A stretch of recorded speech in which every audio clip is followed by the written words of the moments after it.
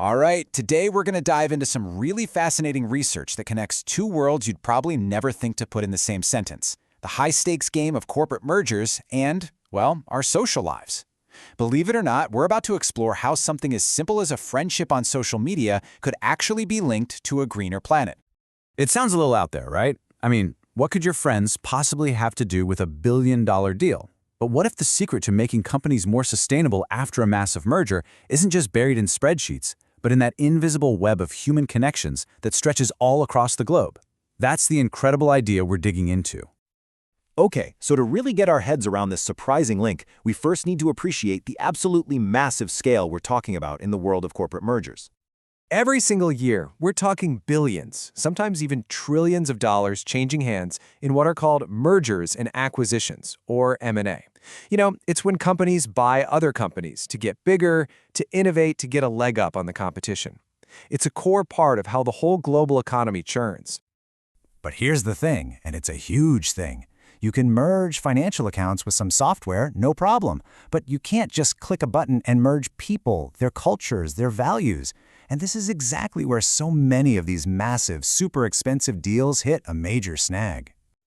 Yeah, this problem actually has a name. It's often called cultural friction, and it is a major obstacle to pulling off a successful merger, especially when you start talking about a company's environmental and social goals. Let's think about it this way. Financial integration is pretty straightforward. It's about numbers, things you can touch. But integrating a company's ESG goals, that's their environmental, social, and governance performance, that is a whole different ballgame. It's so much harder because it's built on things like shared beliefs and just a mutual understanding of what it even means to be a responsible company. And when those cultures clash, the costs are very real. The research is clear. The bigger the cultural gap between two merging companies, the more friction you get, and the more it costs to get everybody on the same page. Ultimately, it can seriously drag down the performance of the whole new company. So, if the old way of looking at culture is a roadblock, what if there's another, more direct way to figure out how well two groups of people might actually get along? This is where our story takes a really cool turn. Let's introduce the star of our show, a concept called social connectedness. It's pretty much exactly what it sounds like. It's a measure of how strong the social ties are between two different populations. And here's the key. It's not about whether their national cultures seem similar, but whether the people themselves are actually connected. And this isn't just some vague, fuzzy idea. Nope, researchers can actually measure it using something called the Social Connectedness Index. It's this powerful tool that, get this, literally calculates the density of Facebook friendships between two countries. It gives us a real hard number that acts as a proxy for how familiar two groups of people are with each other. It's pretty amazing. So, armed with all this data, the research asks two big questions. 1. Does this social connectedness between countries actually influence a new company's environmental and social performance after a merger? And 2, if it does, how? What's really going on under the hood? So let's take a look at the blueprint. How exactly are they planning to answer these huge questions? This really lays it all out beautifully. They're looking at all the big, public, cross-border mergers involving companies in the EU over a 14-year span. They measure the change in ESG performance from before the deal to 3 years after.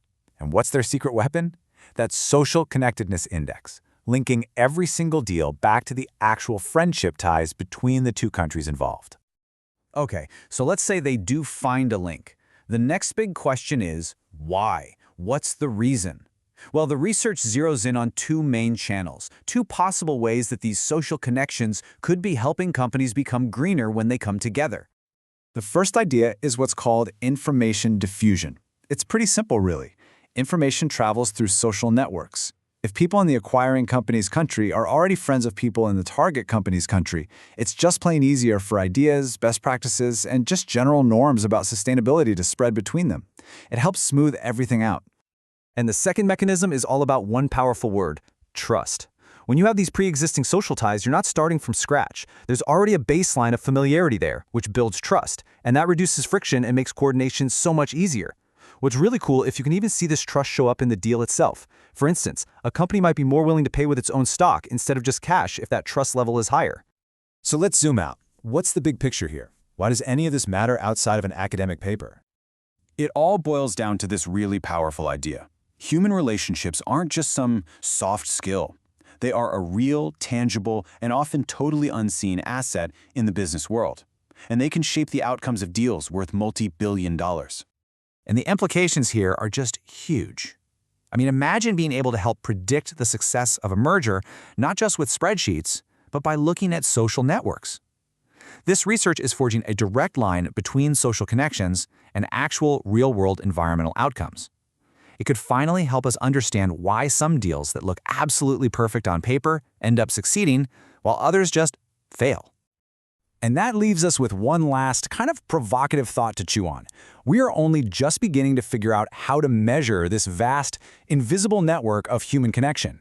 So if these ties can quietly influence billion-dollar deals and corporate sustainability, what other parts of our world are they shaping right now in ways we haven't even begun to discover?